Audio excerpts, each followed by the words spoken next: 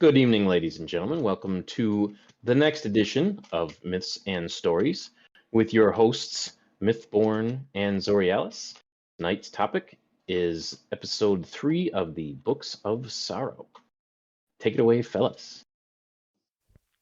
Yeah. Well, hopefully. So Alright. we do have to apologize because last night was when we normally record these, and Craigbot decided, nah, I'm good. No.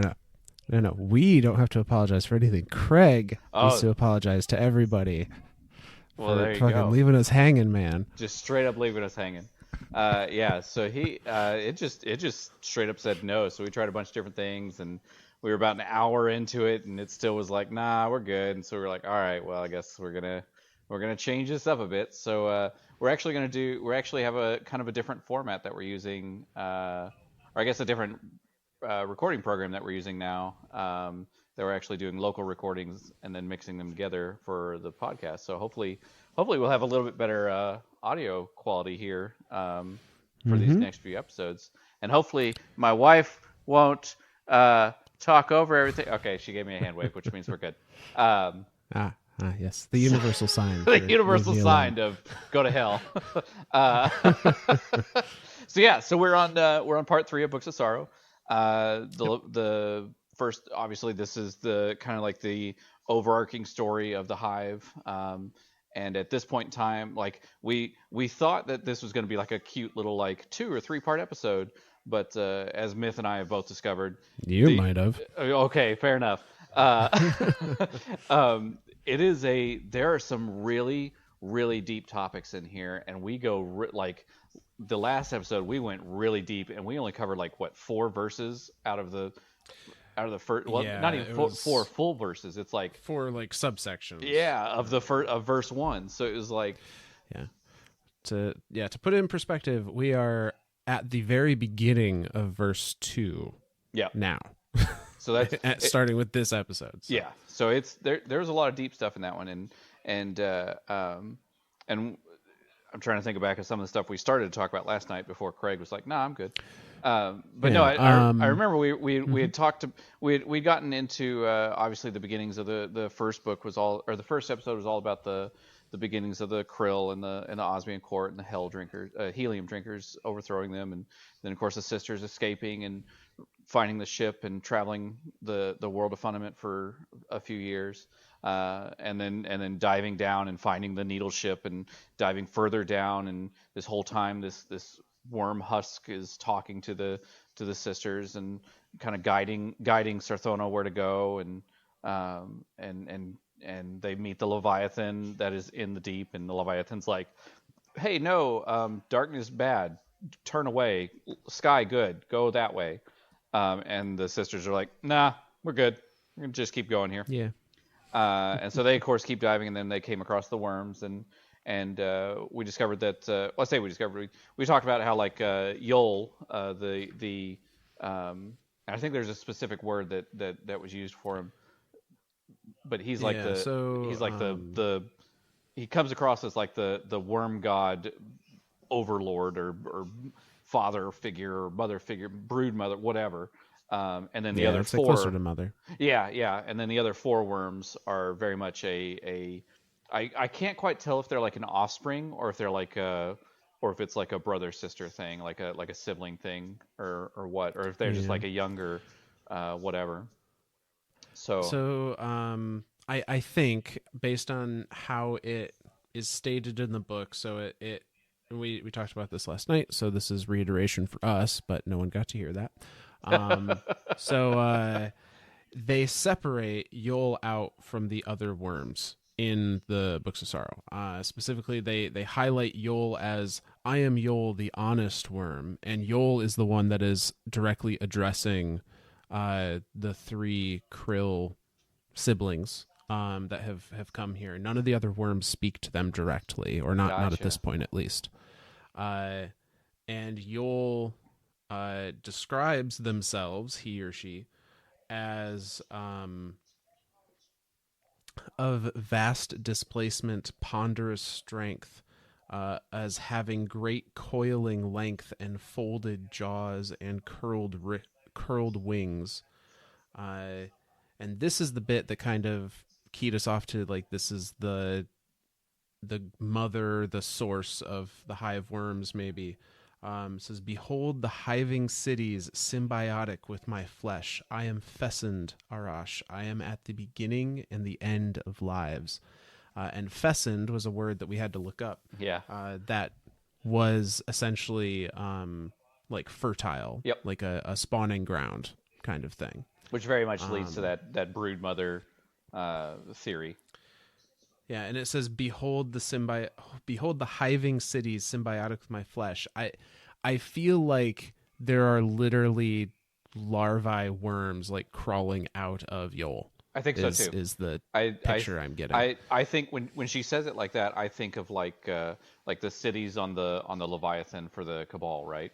Like the Leviathan itself is huge, and then there is a temple on it, and just vast cities on the Leviathan. So I think of it as the same way, and I think these worm gods, like, I don't think either one of two things is true. I don't think that either the because who is it that we destroy in Warmind? Zol. So Zol is the one that we destroy. Yeah. So I think it's either one of two things is happening here. I think either he was very inadequately portrayed in game, or that maybe there isn't. Maybe they really are just ginormous, and we just can't. Like, there's no way to accurately portray that in a video game. So yes and no. Is my take. So Zol is described, I don't believe, in the Books of Sorrow, or if it is, it's much later in the Books of Sorrow. But Zol is described in game as the weakest and smallest of the worm gods, to the point where Zol believed that he was going to be consumed by his siblings. Gotcha. Which is why he paired up with Nokris. I was going to say, so there's definitely a reason there why he would want to have a, I wouldn't want to call it like a reasoning to be, the bad kid, and I put that in quotation marks. But yeah, he definitely, that would lead credence to him just kind of wanting to not necessarily not follow his siblings, or I'm going to call them siblings. We're gonna just. That's going to be my overarching thing. I'm going to call them. They're very much grouped that way. I mean, they refer to in the same thing as they refer to Yol as the honest worm. They refer to Zol, and Akka as the virtuous worms, as in they are a set in and of themselves. So I see them as siblings. So I think that's an accurate way to look at it. So yeah, so it does make sense that why he would want. I say he as if I'm. I've gone down there and checked that he is obviously being the smallest and the weakest of them, wanting to kind of like I guess like make a name for himself. Like that's to me is how he wanted to use Nokris. But again, we're jumping way ahead. Yeah, that's very different. That's much further ahead. I don't know if Nokris even shows up in the Books of Sorrow, to be honest. I think he does not. I think that's its own thing. But something that does show up in the Books of Sorrow later, and something that we can use to draw a comparison of the size of these worms and the variation between these worm gods. So Yol describes themselves as vast and of ponderous strength and all this. Presumably, I'm assuming that they are the largest of the worms. Right. If size means strength, which it does in a lot of ways in Destiny's universe, then that makes sense. And that means that Akka is younger and or smaller than Yol. Now we have never met Yol in game, but we have met Akka in game, even though most people don't know it. We ship. We met Akka in game in the form of the Dreadnought. The Dreadnought is literally the made husk of Akka. Akka. Which now we see now. Again, we're Yeah, we never tangent ever or skip around ever in this show. No, never. So to kind of like look at current Destiny right now in Season of the Lost when we go into the Shattered Realm, there is a dreadnought there, and I don't know of any one way or another of what that dreadnought is. I'm assuming it's Xivu Arath's personal dreadnought, but in that sense, does she even have one? Is she just commanding? We have no evidence that there's a dreadnought outside of the dreadnought. Right. They have never referenced another one. Exactly. So in my head, that is just the ascendant. I don't know, the ascendant. What would you call that? Representation of the dreadnought. Yeah, I mean, I would have to go back and look. It's been a minute since I've gone into that mission and looked around. Is that the dreadnought, or is that just like a Hive tomb ship? It could just be a Hive tomb ship. It seemed too small. I was going to say it looks very small to be the dreadnought, because if that, like, when we go to the dreadnought, that thing is freaking huge. The whole weapon system of it is, I mean, we're talking that thing's got to be like, and I say huge. It is big enough that if you are standing on Titan, you can look at the rings of Saturn and see the hole that was left by the Battle of Saturn. So obviously that dreadnought is freaking huge. Anything that you can see from, if you can see something in space from another point in space, that is huge, because the distance that is being covered there is in like billions and trillions of miles. It's not like, hey, I saw something on the other side of the cornfield and it looks like a bird, so I think it's a bird. No, this is literally like a million miles away, and you can clearly see that there's a hole in the rings of Saturn left over from the battle. So I mean, that dreadnought is insanely huge. Like, we're talking bigger than possibly the size of a moon. Yeah, I mean, it was a spacefaring vessel that was large enough to carry multiple, I would say a fleet of other Hive tomb ships, in addition to Oryx and his whole court and everything that he had going on in there. Could we possibly say the entirety of the Hive?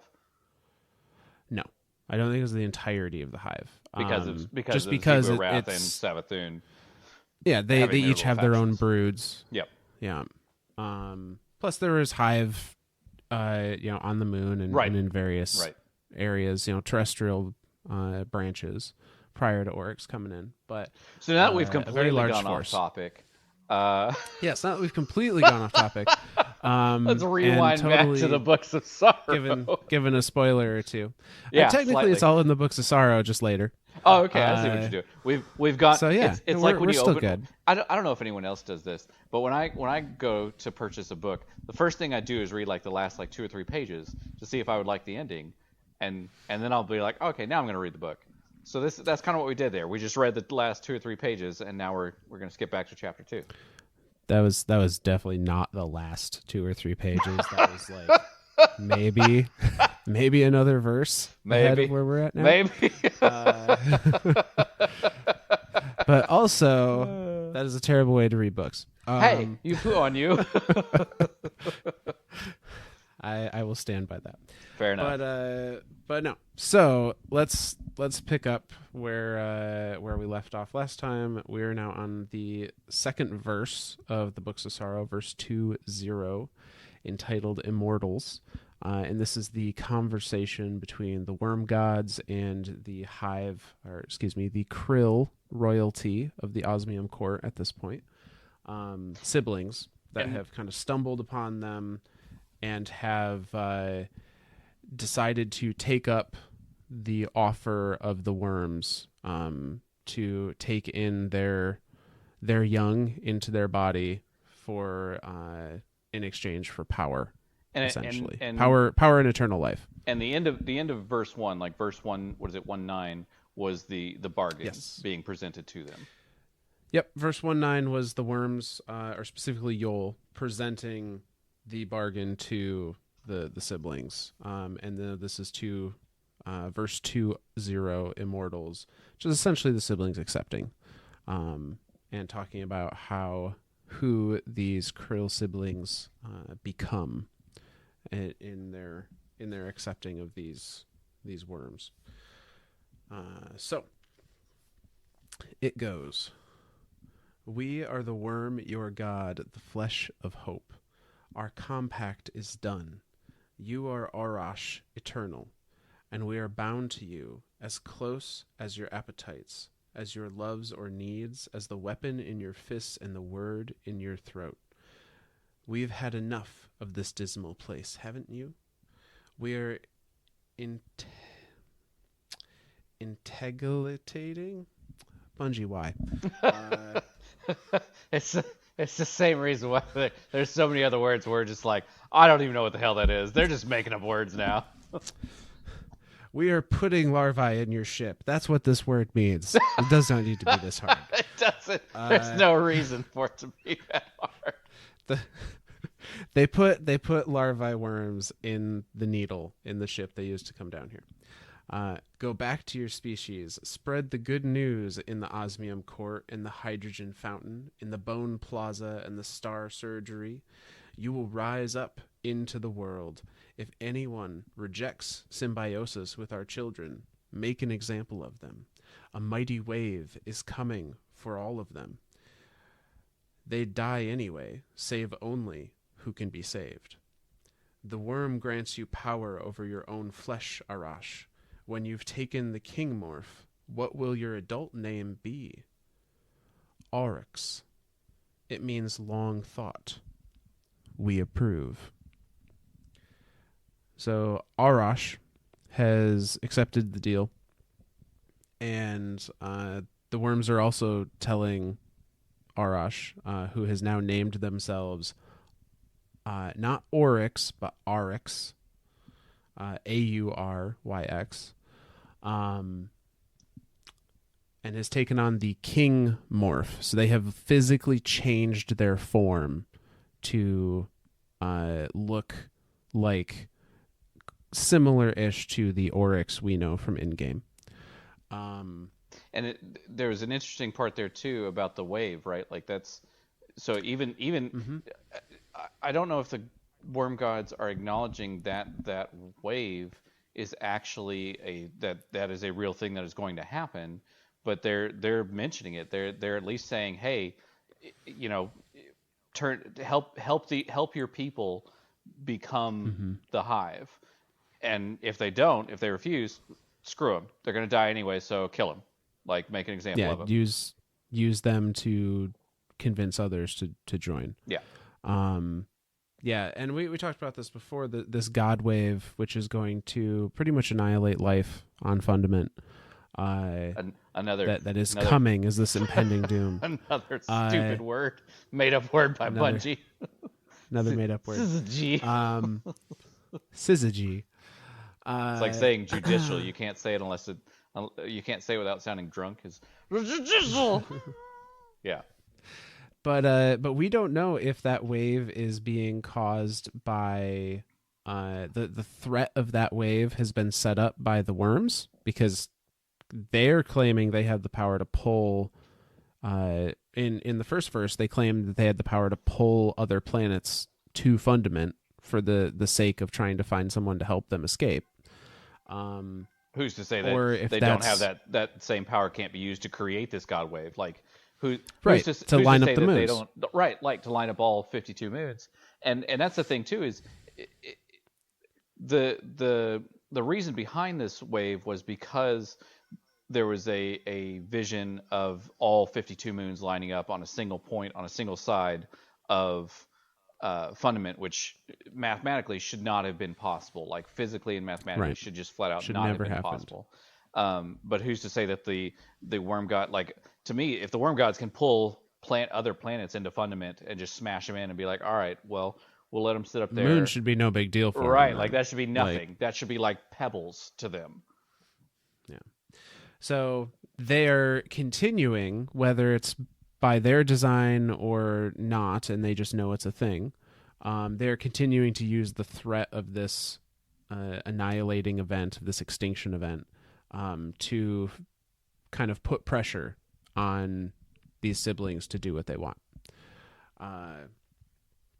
So we go on to the next verse 2:1. Conquerors.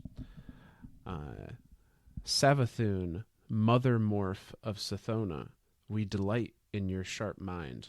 For millions of years the Leviathan caged us here. It is a pawn of the sky, a philosophy of cosmic slavery. The sky seeds civilizations predicated on a terrible lie, that right actions can prevent suffering, that pockets of artificial rules can defy the final, beautiful logic. This is like trying to burn water, antithetical to the nature of reality, where deprivation and competition are universal. In the deep, we enslave nothing. Liberation is our passion. We exist to help the universe achieve its terminal, self-forging glory. The war rages on. Soon it will consume Fundament. We are pleased with your use of our larvae to create mighty knights and plentiful warriors. Tauix's retreat to the hydrogen fountain proves your superior strength, but you must know that reclaiming your home is not enough. There are 511 species living on Fundament. One of them must have the technology you need to leave this world. So this is a little bit of a time jump. A little. As well as a description, a minor description of Savathun, previously Sathona. So it tells us that Sathona did take on the form of a mother, like she had wanted to. Yep. But not through the traditional means, through symbiosis with a worm that gave her the ability to turn herself into whatever she wanted, essentially. Yep. So we get a lot of philosophy here from the worms, and presumably from the darkness, or at least philosophy of the darkness is passed down to the worms as beings of the deep. I was fixing to say the deep is mentioned there. Are we talking deep the person, right? The entity? I believe deep the place. Okay. In this case. Okay. It is capital D deep, so it's important. But I believe it's the place, because they say, "In the deep we enslave nothing. Liberation is our passion." Gotcha. So the darkness has played this argument a number of times, and it's just being repeated here by the worms. Essentially, the overarching philosophy, and we've talked about this too, so I'm not going to try and spend too long on it, but the overarching philosophy they're presenting is that the sky, agents of the light, the sky, have a belief that they keep popping civilizations up in places that they might not otherwise have been, such as the Traveler terraforming our solar system. And these civilizations are being given a set of rules, which essentially equate to, like, you will survive by cohabitation and cooperation so long as you are always doing good, making the right choices. Is kind of how the worms seem to phrase it here. That the right actions can prevent suffering. And the darkness, the worms, are presenting this as a defiance of what is the basic laws of the universe, the basic laws of existence, which are like a perversion of it, like saying like that that should not be happening. There's no logic in this universe that says that something, if something's meant to die, it's meant to die. Yeah, and they're showing it as a I would say they're showing it as like they're just delaying the inevitable. Yep. Not as in okay, this is working even though it shouldn't be, and it's wrong. It's more like they're so foolish for even trying. They're just, they're just delaying the inevitable. The final state of the universe is that there are no rules, and might makes right. Whoever's still standing at the end of the universe is who should have been still standing because they were powerful enough to be there. Right, like they were destined from the beginning to be the last thing standing. And they are that way because everything else has fallen to them. Yep. They fulfilled that prophecy by accomplishing that goal, essentially. And so we get a little bit of philosophy on darkness versus light and all that. But we also get that they're telling Savathun, in this case, since this verse seems to be directly addressed to her, they're telling her, like, we're very pleased that you've been using our larvae that you've taken with you in your ship to your people and have turned them into knights and acolytes and like soldiers, essentially. You have saved your citizens and turned them into Hive soldiers. But just conquering your home world and setting things straight there is not enough. Like you need to find a way to leave the planet because there's so much more out there that you are fated, that you are chosen to go see and experience and explore and conquer. And so they're now pushing them, not just, okay, we'll allow you to survive this extinction event. Now they're pushing them to, you need to figure out how to get into space, how to get off your planet, because there's more than just what's on this one little rock. Yeah. Well, and they how many different species are on Fundament? 511 species living on Fundament. So that's a lot of people. that's genuinely a lot of different cultures and different. I mean, so that's kind of telling of how long these worms have been waiting and just waiting for somebody to come down and find them. Well, they say that they've been trapped by the Leviathan for, what they say, millions of years. Yeah. Let's see. For millions of years, the Leviathan caged us here. And again, we see this double story. During the first verse, the Leviathan was telling them that, that the light built Fundament as a haven. And in the second verse, we're seeing the worms say, like, no, this is a prison. We were trapped here. We're the ones that brought people here. So it's he said, she said. We don't really know which side to believe. Absolutely. It's that whole thing, like the victors write history, right? Like, yeah, whichever side is the winning side is the side that's the side that gets told. We don't get to hear much from the losing side, but in this case, there's no winning side or losing side yet. This is just an ongoing battle, and so it's the light's telling its side, and which I as much as we see the Leviathan as a neutral party, I still think the Leviathan is more light oriented. I don't think that he is a direct agent of the light, where the worm gods are clearly agents of darkness. Like they are of the deep, they are of the dark. But I definitely think that he might be like a I don't know, like 80% light, Well, and I don't know that we need to even quantify it in that way. I think he definitely agrees with the philosophies of the sky and believes that is the correct path, but he is, or it, I suppose, is not a soldier of the sky. That's a better way of putting it.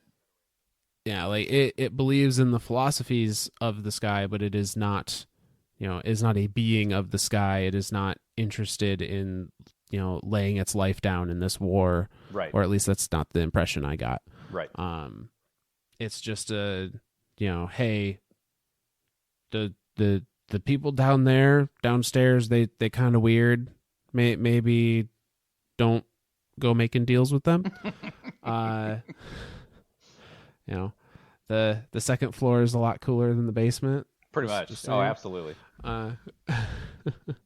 So yeah, but yeah. So now we get to verse 2:2, out of the deep, which is, surprise, surprise, addressed to the last sister.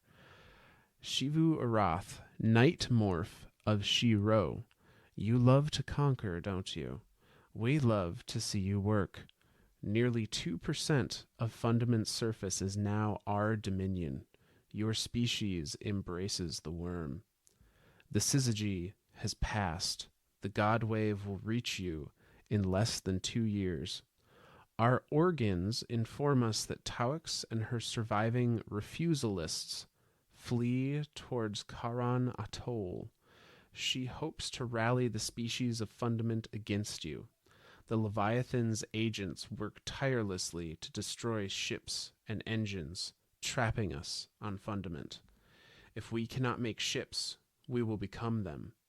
Overwhelm the Kaharn Bastion, slaughter everyone there. For your axe we shall obtain the logic we require to cut space open and migrate to orbit. Reality is a fine flesh, O general ours. Let us feast of it. Well, okay, so the one thing that really sticks out to me there is the idea that they are actually trapped there, and they have to have some sort of outside help to get out. And I think it leads more to what you were saying, either last episode or the episode before, where I think that they're just projecting themselves from the deep, the place. I don't think that they are. They may not, maybe at the center. Like I always think, and I'm still kind of a little bit under this idea that maybe at the center is a black hole. Like maybe that is the maybe so giant gravity, a singularity of some sort. Yeah, something. Whereas it could just be like that is the gateway, right? Like that is one of I would say one of many different gateways to the deep, the place. And that the worms are using that gateway as essentially like a telephone. Like, hey, we're just projecting ourselves through it, and we can interact with things, but we can't actively do anything on the other side of it.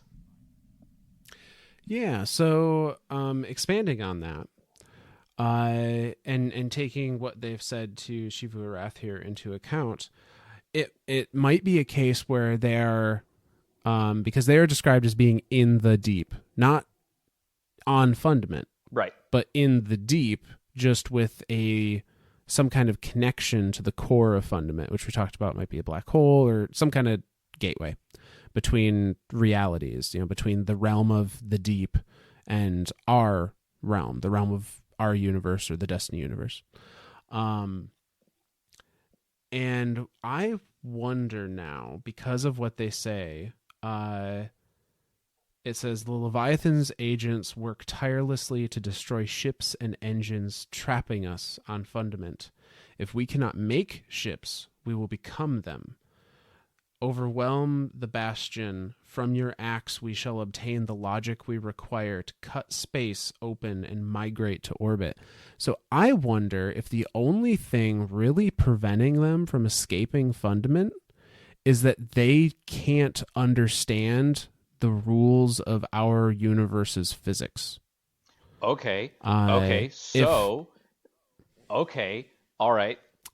Now that's borderlining on the 9 logic, and I think a little bit. I think the 9 are a little more obtuse. Right. No. Absolutely. Right. Like, so like obviously the 9, like they had to come up with an emissary just to be able to even like, I mean, it's like they don't know the word for love, right? Like it's not even like they don't know the word for love. They don't have any way of conveying a feeling or a thought or something, and the concept of love is just completely foreign. So they had to have an emissary to be like, okay, well, this is what I interpret love to be. So if you want to interpret something to me, I will try to interpret it forward. And so I think that's where that's where they are truly stuck there, but only in the sense of, like you were saying, they don't understand the physics of how this plane of existence works, so they don't understand how they can't get out. Like, they know they can push their influence into it, right? So that, because obviously they're able to pull the different planets and stuff into Fundament, and obviously they can talk to the sisters, and they can grant wishes and stuff like that. But I think that's the big thing there is, as much as they are not here, they don't know how, just because the concept of how this universe works and how being in the center of a planet is just like the immense pressures that causes, the gravity of that, like everything of that just doesn't make sense to them, because they've never had that on their side, I don't think. Yeah, they have no point of reference. Right. If what we've read here, and I think what we've theorized before, is true, that they are beings completely of the deep. They were born in the deep. They have always existed in the deep. Whatever the rules of that reality are the only things they've ever known. And so they don't know how to travel through space because they don't have a concept of what space is in our reality. That's a perfect way to. It's a deeper concept of just, I don't know how to fly. I don't know how to fly because I don't know what the sky is, so I don't know what flying means. Like that I like that explanation. Right. I really do. So, and they're saying, like, okay, fine, destroy all the ships, destroy all the engines, destroy all the things that kill everything, would just do it for us. As long as you can, as long as you can take care of all the people there, we don't care, because we can gain the knowledge from, maybe schematics or even just investigation of the technology being used. And from that knowledge, we can infer what the rules of physics are, what the laws are that govern that, your realm, your reality. Well, and it's interesting, and use that to they talk about how, like, the Leviathan is the one that's just completely just anything that even comes close to getting near them now. The Leviathan's like, no, I'm just going to kill it. I'm just going to destroy it. Like, nothing. Like, the Leviathan now before it definitely felt like the Leviathan was that neutral party. Now it feels like the Leviathan is actively stopping people from getting down there. Like, he's not even giving them a choice anymore. Like, the sisters, he gave a choice. He was like, hey, this is what's down there. This is what I think is good. This is what I think is bad. Take your pick. Like, and not even like a take your pick. Like, this is the facts, and then just floats away. Now it is an active, hey, something comes this way, we're destroying it. And that may be just a response to what he saw happen to the sisters, right? Like, the sisters heard his warning and was like, screw that, we're going down. And now this planet is being ravaged by war and just completely overtaken, right? And now the Leviathan is like, well, that sucks. Maybe I need to do something. Yeah. So I have a different read on this. So I think the line in question, so I'll read it again here. The Leviathan's agents work tirelessly to destroy ships and engines, trapping us on Fundament. What I read that as is not that the Leviathan is preventing other people from burrowing down to the core, because I think that ship has sailed. I think the Leviathan is actively destroying any spacefaring vessel, those ships and engines, to try and prevent the worms from being able to leave the planet Fundament. Okay, so not okay. Still playing the role of a guardsman. Still playing like a neutral party. Okay, I like that. Damn it, you always. I don't know if neutral stuff per se. I don't know if neutral per se, but I think I still think of that as like a neutral thing. Like if he's acting in a I'm gonna use the term prison guard because that's kind of what we're at with him now. Where it's not that he doesn't want anything to go down and see them, but he just doesn't want them to escape. And now they are having the ability to influence outside races to start the kind of like the prison break effort. So he's so if they're really creating a complex solution to a really simple problem, right? Like let's not kill the worm gods. Let's just kill everything they can interact with to stop them from that seems like a really, really, really complex solution to the easy problem of we don't even know because if they're not even there, like you can't kill them. They're in a different we're under the assumption that they're in a different plane of existence. So and I think that's probably the big stickler is like there probably isn't a way to deal direct harm to them, like to do anything to them. And because they are having to indirectly do things to get to this side, we have to the beings of this existence have to indirectly do things to stop them from doing that like that. Because there's no physical being down there, I don't think. I think that there's just a projection. Yeah, I think so too. And it's interesting that the Leviathan is very specifically not like going after, or at least is not described at this point as going after the armies of Oryx and Savathun and whatnot. Very much taking a stance specifically, of the light. Specifically going after just ships and engines that are implied to be spacefaring. So I think the Leviathan may be approaching this from a perspective of like, I don't fucking care what you do in Fundament. You can burn this place to the ground. I just don't want you leaving it.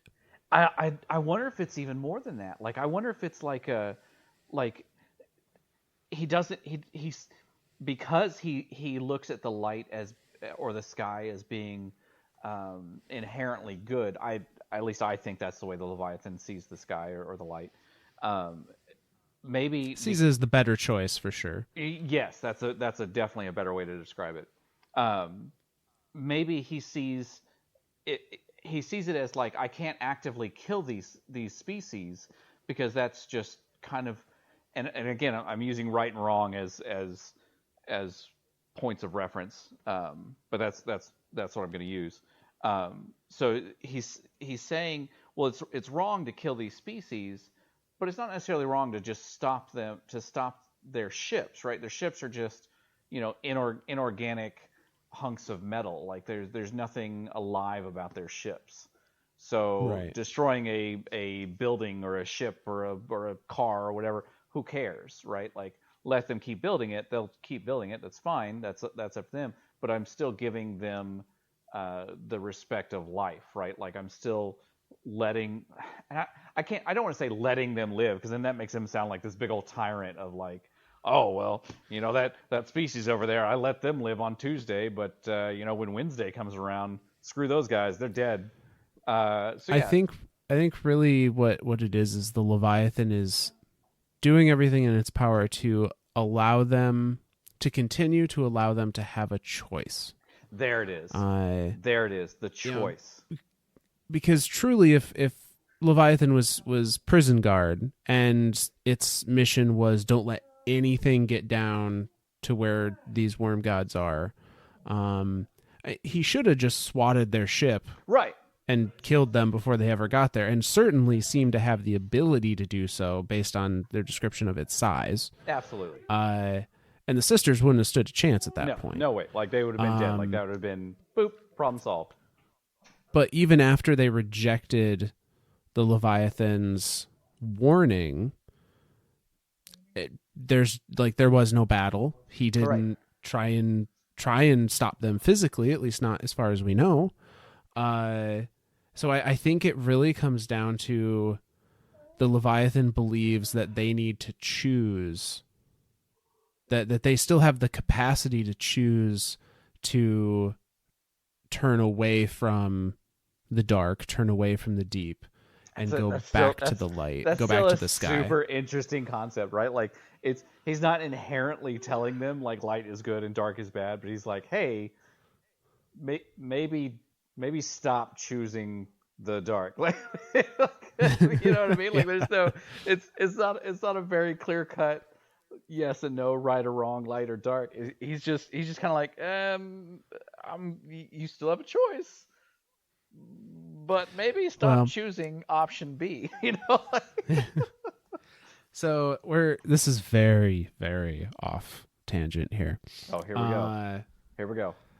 But if we really want to dig a little into pure light and pure dark, because I think that the concept of saying one is good and one is bad, I know it makes things simpler, but I think is inherently incorrect. It is. It absolutely is incorrect, and that's why I hate using the right and wrong, because those aren't even the right words to describe the two of them.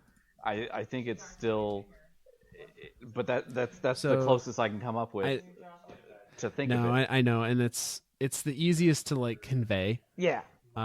Without needing a whole bunch of qualifiers, but to put this in perspective, if we look at the extremes and we say a world where the darkness wins, a world where there is no light and it is only dark. Okay.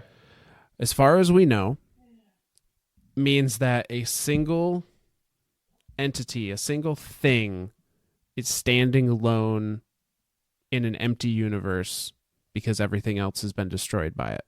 Like that, okay. That is the perfect resolution to the universe in the darkness's most extreme point of view. Okay.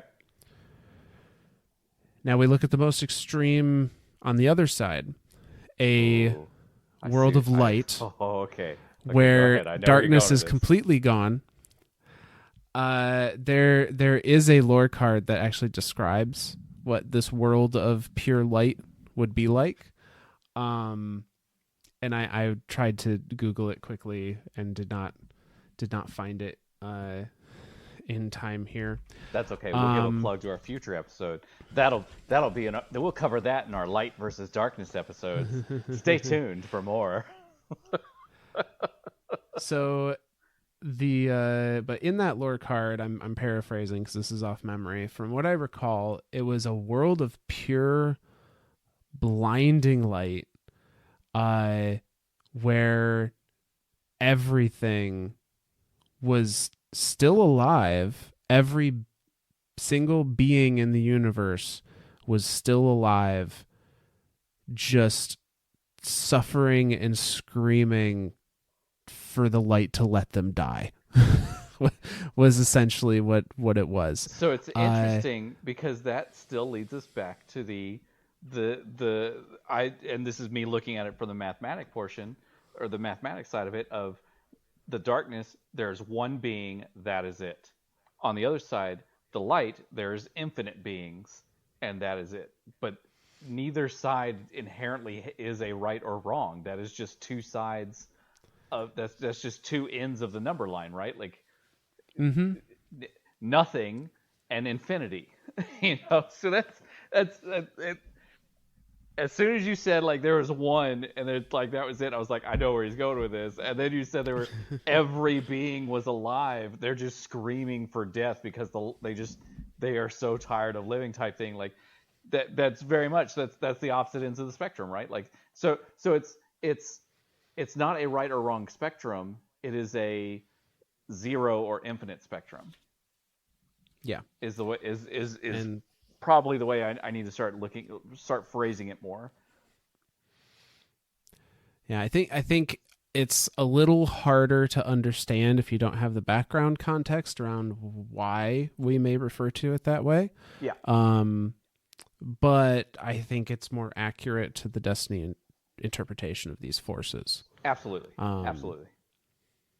But yeah, so that's a little tangent there. The only other bit about verse 2:2 that I thought was interesting is that Xivu Arath is the only sister after being morphed, in this case a night morph, where the worms are referring to her as O noun mine, in specific O general ours. I was gonna say they're specifically talking to her when they say "Oh, general mine." Like they're not talking to the other ones.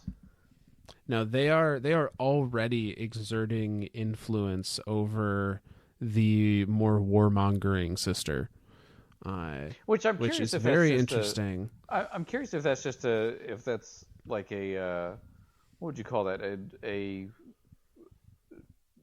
like they just I don't know if they just so happen to pick the warmongering one, or if like exerting influence over the warmongering one is the easiest of the three, because the other one being cunning and the other one being knowledge. Like I think that they chose that one because that is just the easiest, the path of least resistance, right? Like that's the easiest one to influence. This one will be the most controllable sharp weapon, so we're gonna pick this one from the get-go. If we can manipulate and connive the others into doing what we want, great, but we always want to have, the blunt instrument in our back pocket to just go to war with things if we need it to. Absolutely. And I find this interesting because for whatever reason, I haven't thought about this until now. Right now, in the Destiny universe, Savathun is being hunted by Xivu Arath using the Taken, and it is said that although Xivu Arath has been given command of these Taken, she is not taking. Right. She is under control of another entity which is telling her to hunt Savathun and is giving her the troops to do it. This other entity is This other entity is yet unnamed in game. It's probably Yol. Oh. The worm god. Yeah. I like that theory. They seem, as close to the dark as anything we've seen. Would make sense that it would absolutely make sense that they have the ability to take, because that's where Oryx learned it. Right.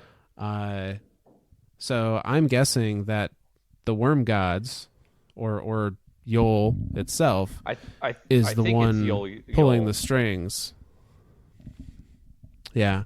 So I think that might be who is directing Xivu Arath in the current season of Destiny. I think you're right on that one, and I like that that very distinct thing of Xivu Arath is not taking. She does not have that power.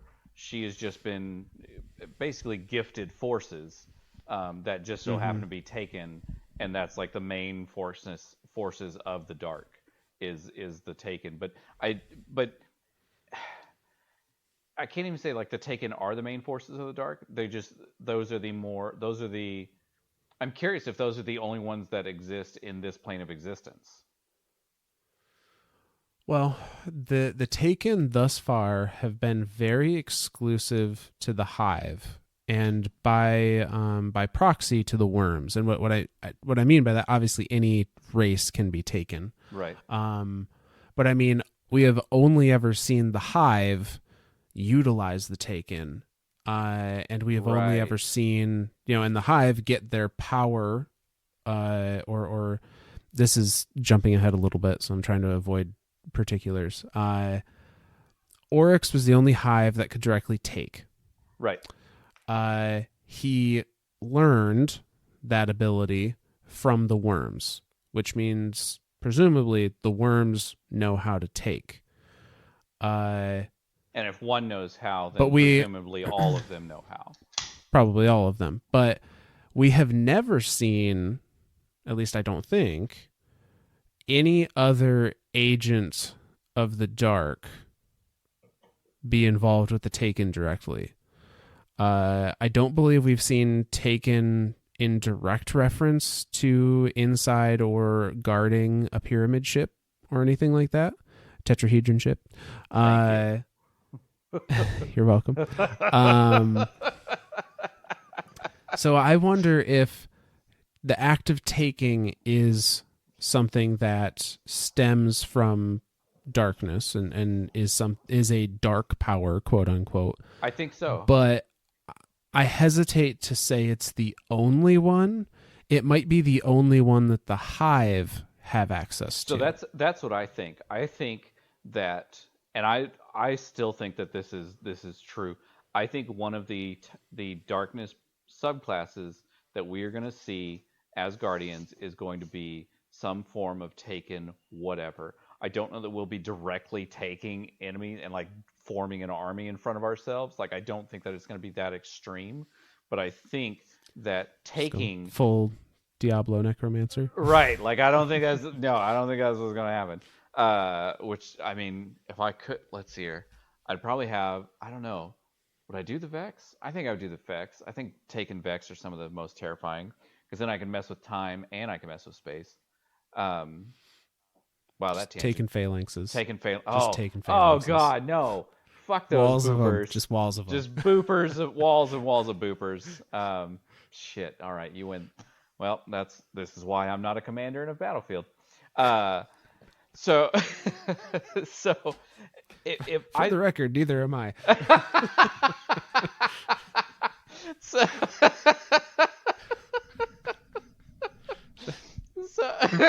shit. So I think that Taken, or the ability to take, is a tool of the darkness, just as stasis is. Right? Like, stasis itself is not darkness. It is just a way to use darkness. And we as Guardians are able to channel that darkness into a tool that we call stasis. I think Taken is the same thing, and the worms are using the tool darkness, or the tool darkness, and channeling it into the tool taking. And that is just how they are using it. So I am 100% under the belief that one of the subclasses, if we're gonna have 3 and 3, which that's just what I mean, that seems to be the implication, right? Like, we have no way of confirming that or saying like this is exactly where they're heading or anything, but everything seems to lead to the point that we're gonna have 3 light subclasses and 3 darkness subclasses, and I am fully under the belief that one of those darkness subclasses will be a Taken something. Like I said, I don't think it'll be as direct as, hey, I took a Phalanx and now I have a Phalanx fighting for me. I think it'll be something more nuanced than that. But I don't know. I'm not a game designer. No. Or a general or anything like that. Yeah. I think that's a fair prediction, and we'll see if it comes true. There we go. So let's go ahead and move on to the next verse here, which is verse 2-3, titled Into the Sky. You have done well, Oryx. Can you feel the growth of your worm? Can you feel your will beginning to warp mere law? At times we detect sadness in you. Understand, long thinker, that you enact a sacred and majestic task. Existence is the struggle to exist. Only by playing the game to its final, unconditional victory can we complete the universe. Your war is divine work. We are free from Fundament's core, and Savathun's cutters are ready to fly. With Xivu Arath victorious, we have opened a wound at Kaharn, a wound leading to a geostationary orbit. Behold, we are faithful to our covenant. We have no future on Fundament, but her moons will make fine habitats. Let us rise. So another time jump, just kind of relaying events that have happened. It's interesting that they are saying that Oryx is showing some... They say some sadness, some like sympathy for being these bloodthirsty monsters, essentially. Right. Yeah. But are kind of just nailing, really pounding away at their doctrine of like, no, what you're doing is holy, is divine, it's divine work. You know, yeah, I like that saying, that divine work. Like that's very much a pretentious like God thing, right? Oh yeah. This is just like this is the Hive's version of Crusades. Yep, is all it is. But they're confirming they're now free of Fundament's core, and Savathun has established cutters, which I assume are ships. Yep. That are ready to fly, and they are in orbit. The worms are in geostationary orbit, and they're saying, you know, behold, we are faithful to our covenant. We are using our spacefaring abilities to get your people off of Fundament, and we're going to use the moons of Fundament to be the first new homes for your people. And I believe this is probably what is going to be the first of the Hive war moons. Yeah. Which we have not actually ever seen in game yet. Yeah. Hopefully soon.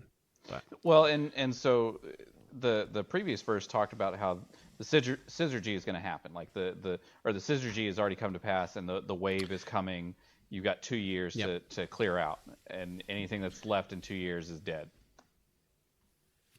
Yep. They're saying the wave is already started. It's just going to take it a little less than 2 years to reach from wherever it started to get to you. So that's how long you have to GTFO. Yeah. And so then that is is that then a confirmed event then? So this is no longer like the syzygy was whatever wasn't like the syzygy wasn't supposed to happen. But for whatever reason, it has happened, and that wave is actively happening. Yes, that's how I read it, because it says the syzygy has passed. The God wave will reach you in less than 2 years. Which I take to be like it's happened. It just is starting on the other end of the world, and it's going to take that long to, get to you. Yeah, essentially, which is mighty convenient, might I say. That it happened in a location that gave them, nearly 2 years of time to, really figure out how to break the worms out and go to orbit. Like, I was just gonna, if the syzygy was being done maliciously by the sky to eradicate the ability for the worms to escape, to get rid of the species on the planet, to keep the worms there, you'd think they'd aim it a little better. That's what I was thinking too. I was like, you'd think they would start this thing like, maybe just offshore, but maybe it takes that long for a God wave to form. I mean, I don't think it does, because look at Titan. Titan was, that was within 30 minutes. Now, granted, Titan is a moon, and it's much smaller than what Fundament is, or at least my understanding of it. Titan doesn't have 52 moons. Hell, now I've got to Google how many moons Jupiter has, because I don't think it's 52. I don't think it's even 50. I think it's only like 40. Maybe it's only like 30 moons. Okay, so moons of Jupiter, if I can spell right. Let's see here. Jupiter has. Oh God. Jupiter has 80 moons. Overachiever. Well, shit. Well, that just fucked that theory right off the board. Well, fine then. Yeah, screw us and our... Holy shit. Oh my God, Okay, so the Galilean moons are by far the largest and the most massive objects to orbit Jupiter, with the remaining 76 known moons and the rings together composing just 0.003% of the total orbiting mass. Well, shit. All right, well, we'll just let Jupiter sit overachieve. its Yeah, its clearly. many friends. say, but speaking of moons, we have some interesting things about Fundament's moons here in the next verse. Okay. So this is verse 2-4, titled 52 and 1. Good news. The 52 moons of Fundament host a star-faring civilization, far more sophisticated than anything you've encountered so far. Tauix's ship fled towards the large ice moon, where a species of bony, six-armed cephalopods keep their icy capital. Savathun's named them the Ammonite. They seem eager to grant Tauix asylum. Idiots. We tried appealing to their hopes and dreams. This was largely unsuccessful. Basically because they're already happy and indoctrinated. This angered us, so we've devised a plan. Our organs detect a 53rd moon in orbit of Fundament, a traveler, a divine presence of the sky. Now we know what arranged the syzygy. You'll have to kill them all and take their stuff. Once the Ammonite are out of the way, we can deal with the traveler. Do not hesitate. You're fighting the hypocritical puppets of a cosmic parasite. Avenge your ancestors. So a few things here That's the are Elixni. worthy of note. It is not the Elixni. Really? To me, it very much seems like the Elixni, because I mean, the way it's being described, at least to me, is they are agents of the moon. They're already happy. Like that to me, it seems like the splicers of the Elixni, and they're six-armed cephalopods. Six-armed cephalopods keeping to their icy capital. I don't think it's the Elixni. You don't think so? Well, because and again, when I think of icy, right, like the Fallen on Europa seem to have a pretty fine time in there. Like they're not hindered by they're not having to wear any extra layers of clothing or anything. Like they're pretty chill out there on Europa. So to me, now again, this could be completely wrong, but to me that says that a lot of evidence here is pointing that is the Elixni. Well, let's see.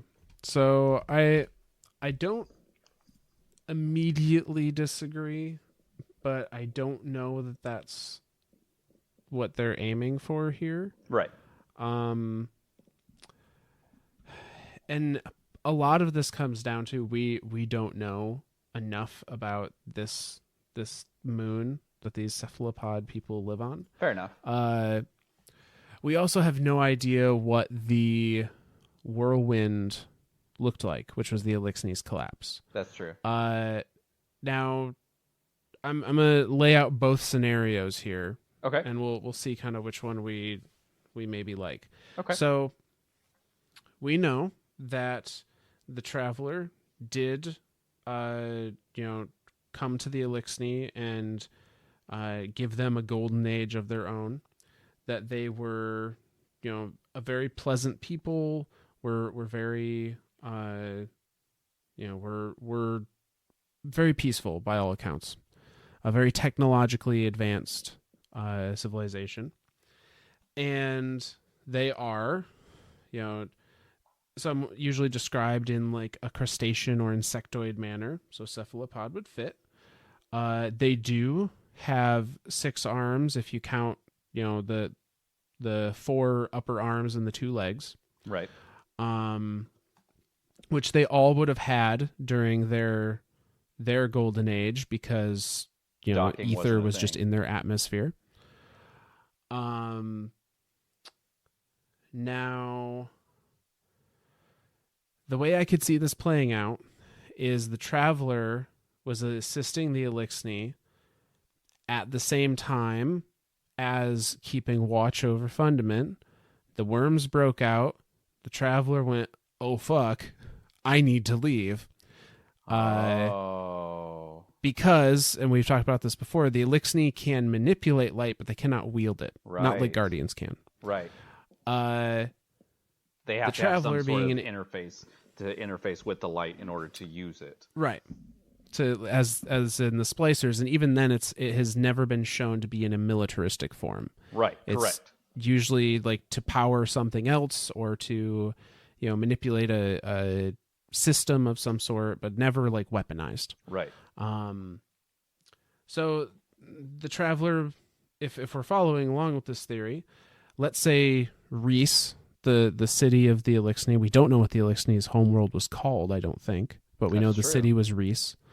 So let's say Reese did exist on this moon. The Traveler was orbiting this moon of Fundament because it was hanging out with the Elixni. The worms broke out, and the Hive followed Tauix, who went to the Elixni homeworld for sanctuary. And the Traveler saw the worms coming and pieced the fuck out, and the Elixni had their collapse when the worms reached them. This sounds very plausible. Everything about that sounds very highly plausible.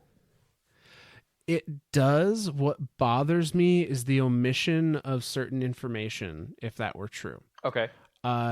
Because we have Elixni that lived through this. Yeah. That lived through their collapse. Why would they not know Varix, of Oryx or Savathun or Xivu Arath or even the Hive, right? Like, why would they not have told us, hey, there's, like, I know you don't like us, but fuck us, we're not that bad. There's this other group of guys that are just downright freaking evil, and maybe we should stop them.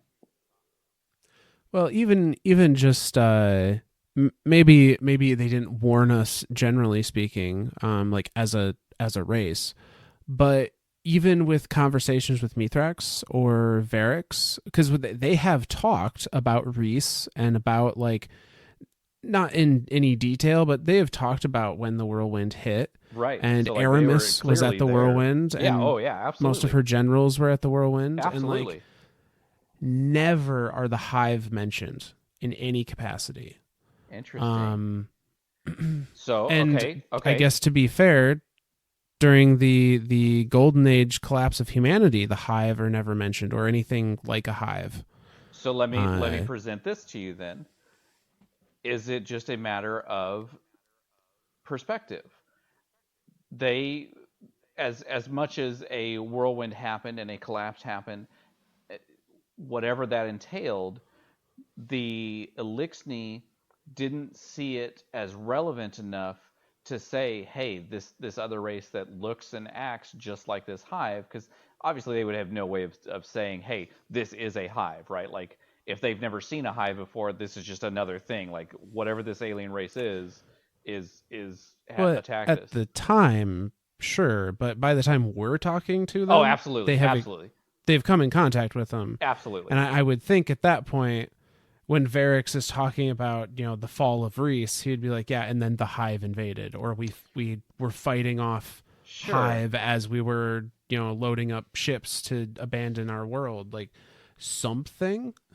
Yeah. It just seems like an odd omission if this was truly the planet that the Fallen were on. Okay. It is interesting that Bungie has written in a race that seems very physiologically similar. Like, hey, so there just so happened to be another moon with a bunch of things that just so happen to look just like Fallen, but they weren't called Fallen or Elixni. They were this other race of cephalopods that got conquered. They happen to have a Traveler dancing around. That's the other thing. So it's what do they call that? It's so retconning it has the ability to be retconned back to, like, oh yeah, no, that was totally, like, Varix just forgot to tell us, like, he didn't think it was worth it. Yeah, and Mithrax was, he was in the building when they attacked, and so he didn't see who they were, right? Like, that would be a total like fuck you answer, but that's exactly how that could go. That would be a Star Wars answer. It's totally 100%.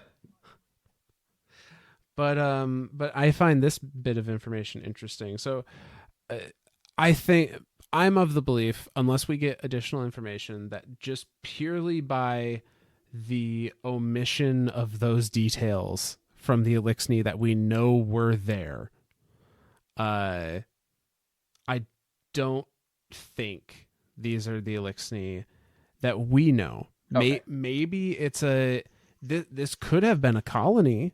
Ooh, now there's a theory of Elixni, or they could have been a group of Elixni that colonized a different planet, and that planet got pulled in. There's a to theory. the orbit of Fundament. I guess it's not impossible that they could be fallen, but just not of the ones that we have interacted with. There's a theory that seems more plausible and more likely, because if we take what we know about the Traveler, right? The Traveler can obviously terraform moons like that and planets. Like that's just like a, hey, this is a Tuesday, I'm gonna go terraform Mars. All right, well, we'll see you next Thursday. All right, thanks. That gave me a really awesome idea, actually. Oh shit. What? Not mind melting or anything. I don't think. Liar. You always melt my mind. If the Traveler can terraform, we know Traveler can terraform planets, and if the Traveler was terraforming planets for the Elixni prior to terraforming for humanity, can it, assuming it would not be bad for humans, could it put ether into Earth's atmosphere and let the Elixni just live there and not need their breathers and ether tanks and things? What if it just picked, it could just pick another moon, right? Yeah, or just pick an uninhabited planet. Holy shit. That would be cool, to give them a new, they have a refugee camp in the city, which is great, but if the Traveler was ever up and running enough to do to something other than float menacingly, what the fuck?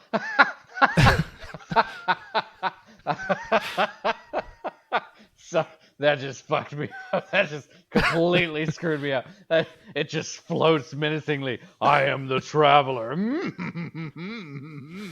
You will cower in my presence. No. I'm going to glow a little. Now I've got rocks floating around me, but those aren't even rocks. That's part of me. I'm going to put myself back together. But not all of me. I'm going to leave that shard laying over there in the EDZ, because that just looks silly if I was a complete ball.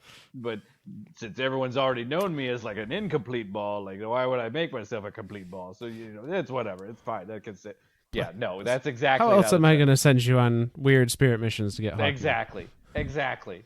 How else am I going to charge you $3.50 to unlock your middle tree subclasses? Just opened a can of worms. That's for a different podcast. That is a very different podcast. We will stick to the lore here. Everything. So that to me seems like the more plausible scenario, right? If this was another moon that the Elixni had gone to or tried to colonize, because obviously we in our own system did the same thing. As soon as this, I mean, hell, we went to Io, we went to Mars, we went to Venus. We had the entire Ishtar Collective on Venus. That there were whole cities on Mars, and everything about that idea of that moon being a colony moon for X number of fallen seems like a plausible thing. Yeah. And the other thing that I find really interesting here, so they refer to the Ammonite as hypocritical puppets of a cosmic parasite, referring to the Traveler on Fundament or orbiting Fundament. So whether it's true or not, the worms are declaring that the Ammonites are in some kind, are receiving some kind of relationship with the Traveler, be that technology, be that knowledge, they are benefiting from the Traveler in the same way the Elixni did, in the same way humanity did. I feel like this is an Elixni colony then. I feel like it's an Elixni colony. I think that is the most plausible that makes idea. sense. Until I get conclusive info that it is the Elixni homeworld, I'm just going to headcanon it as an Elixni colony. I think that's the safest route, because the points that you bring up are absolutely valid. the fact that Varix doesn't directly say, and then the Hive attacked, or Mithrax was like, oh, and then we met the Hive, and there's never any mention of that when Reese collapses. So because of that, that is the one, like, what would that be? That'd be like the one thing pointing to this place that is being described right now in this verse as not the Elixni homeworld, but definitely could have been an Elixni colony. Because does it say what happens to this Ammonite, to these Ammonites? So it does later on. Okay. But I've got one other point that I want to bring up that I think is important in this verse. So it says, or the worms say, our organs detect a 53rd moon in the orbit of Fundament. The first very minor point, they don't seem to really even know how to refer to like their own sensory organs. They don't. They're like their they're eyes, not saying, their ears. like, I can see this. My eyes see this. They're like, my organs detect. Like, that's a very that to me that's a very odd way of describing that. Right, but that's, I mean, think of the 9. Yeah. No, right. Same, and I think that just reinforces the theory of like they're coming to terms with how things work in this world. Yes, they are universe. From a different plane of existence. Okay. So, if that is the case, is that why they can use wish magic? Because they don't understand our plane of existence? Because they're not from our plane of existence. Maybe so. Because if they use the same O noun mine as the Ahamkara, and we've theorized before that the Ahamkara are possibly related to them, whether it be, they have some sort of similar overarching parent thing way the hell up there in their family tree, that to me says that all of these things are obviously truly from another plane of existence. They never originated in this universe, this plane of existence, and that they are breaking free of whatever to me, the worms are doing it in a conquering sense, like they want to break free of that other plane of existence and have dominion over something, and that something just so happens to be our universe. Because Fundament itself, and I don't know, I don't know, is Fundament in our universe? Sorry, is Fundament in our galaxy? I don't think we're ever given information enough to know one way or the other. Because that's one thing I've always been curious of, is Fundament in another galaxy? Is Fundament just even further out than Pluto, right? Like, is it still part of our solar system? Like, I don't think it's part of our solar system at all. Right, like I don't think that either. I think it is part of our galaxy, but I truly don't know. I'm not sure. I wouldn't be surprised if it was outside of our galaxy, just by nature of, and this is something we'll discover as we continue reading the Books of Sorrow. The Hive are old, and they have conquered a lot of planets before they ever got to us. Okay, so that may actually lead credence to that they are not from this galaxy then. Yeah.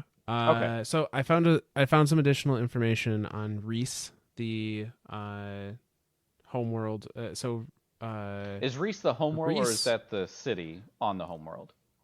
So it's both. Okay. It's like if we were to name a city Earth on Earth, it's the same kind like of thing. New York. Yeah. Yep. But it is described in one of the lore cards as having carefully tended lakes and rivers, along with fields of lush iridescent crops and groves of starkly colored trees. That does not sound like an ice ball to me. No, not at all. It sounds nothing like. So that's very much I think that's an M-class type planet, right? Like that would be an Earth-like planet. Yeah. So I think that's kind of nailing the coffin for that being the Elixni homeworld. I'm sticking with that colony theory. I like the colony theory. I truly do. I really like the colony theory. But so what I was the point I was really trying to get to with this, so our organs detect a 53rd moon in the orbit of Fundament, a traveler, divine presence of the sky. Now we know what arranged the syzygy. They're laying blame of the syzygy, Oh, they're syzygy on the absolutely traveler. saying, hey, that thing over there did it. See, we see it. There it is. That thing did it. But here's the thing I really want to point out. They say a traveler. Oh. Not the traveler. Oh. You divine sly fox, presence you. of the sky. I think this implies, and I kind of agree with this theory and have had it myself for a while. I think we've even talked about this theory. I don't think there's just one traveler. I think the traveler is just a ship, just like all the tetrahedron ships are. Yeah, I think now there may be fewer of them, or at least we have not seen them in the numbers that we've seen the darkness ships. I'm just saying, if in one of these expansions we detect something on the outskirts of our universe, or on the outskirts of our solar system, and instead of a bunch of triangles coming towards us, it's a bunch of circles coming towards us, that's just going to completely prove us right. Oh yeah. No, I think the traveler is one of many. At least a few, hopefully many. I think many, because I don't think that so if we go with the idea of like the light and dark, right, like the light being the infinite, right, the most complex thing, and the darkness being the simplest, the lowest common denominator type of entity. The fact that the darkness has as many ships as it does would lead me to believe that the light would need at least that many ships, if not more. That would make sense. But it could also be it could also be the opposite, right? Like the darkness believes it needs that many ships to be the overwhelming force, whereas the light says, "Oh, well, I only need like 2 or 3, and that's good enough for me." Yeah. So these are all very big questions to ponder, but if we accept the assumption that there is more than one traveler, the traveler of Fundament could be a completely different traveler than the one on Earth, which can be a completely different traveler than the one that actually abandoned the Elixni. Oh, shit. Now, presumably, the Elixni followed their traveler, and that's how they ended up at Earth.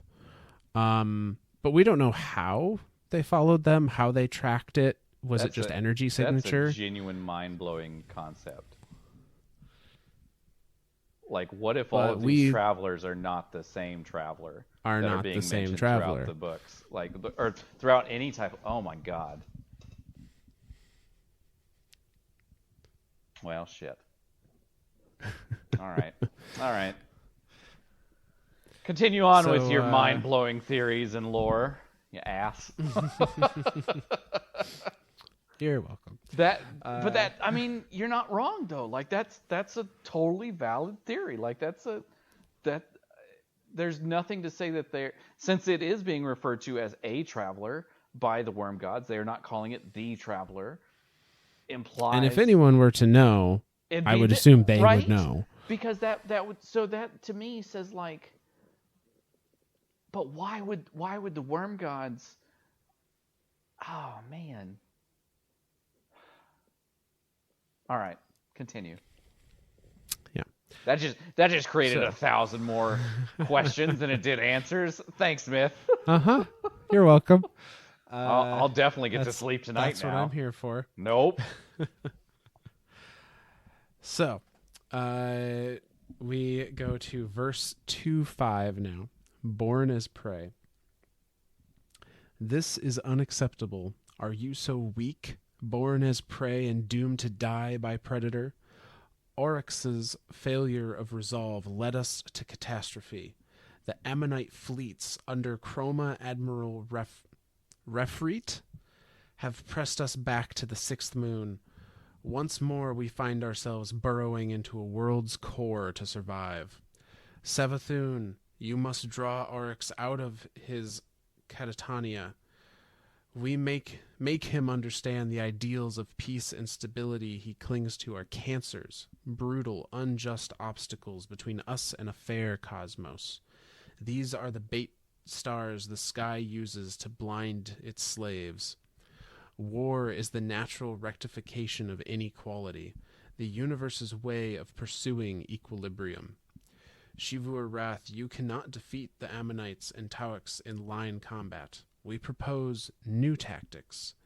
Breed your armies back to strength and find a way to disperse the broods across these many moons.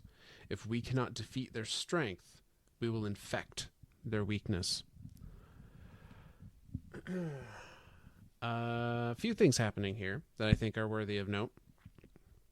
So Oryx has failed. They tried to attack the Ammonites, or intended to attack the Ammonites, and Oryx. I keep saying Oryx. Couldn't it's do still it. Oryx, right? It's still Oryx at this Okay. point. Yeah, I know that Bungie in their names. It's fine. But they. But Oryx seems to still have ideals of peace and stability. He still has these ideals of like not just slaughtering everything. So is that kind of like back to his the very beginnings of the Krill, where it's that osmium court, where it's like, hey, we have a court, and we're regal, and we rule the land justly and fairly type thing. Do you think it's that type of mentality still kind of breaking through? I think it's some of that, and I think it is also the fact that our Aurochs, or Arash in pre-Hive, was the curious one, was the book-learned one, was the one that wanted to advance their civilization through knowledge, and believed that was the best path for progress. Very much the opposite of Xivu Arath, right? Like that, very much the Xivu is very much under the, and that to me is where like it's that what is it? It's like the brute versus the sorcerer, right?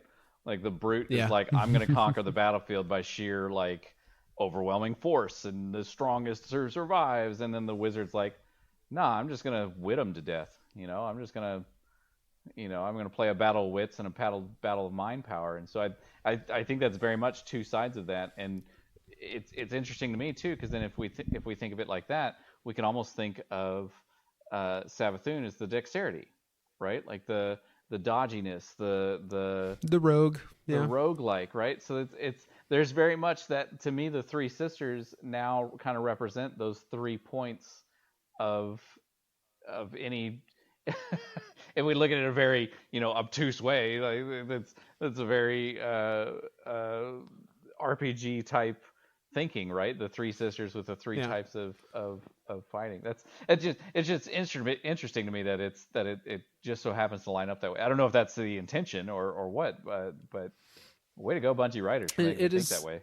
Yeah, it is interesting that it lines up that way. They've got their mage, their rogue, and their tank. Absolutely.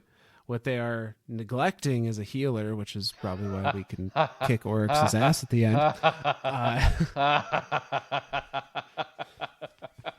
All right, you win. Any good? You can't dodge heal. Nope, that doesn't work. Nope. Until Witch Queen, apparently. God damn it. God damn it. Class change. Class change. We're all just hunters now. No. Oh God, no. We're all just banging our heads on the ceilings with stompies. Oh, this is very true. There might be a little class bias coming through. Not to completely tangent off. I have never and will never and cannot use stompies when I play my hunter. And I say when I play my hunter because I am very much a warlock main, and that's the way I will stay for the rest of eternity. And so when I get on the hunter and everyone's like, "Oh, stop! This is the greatest thing ever," I'm like, it just it makes you jump. Like my X button already does that. Why do I need something in game to make me jump?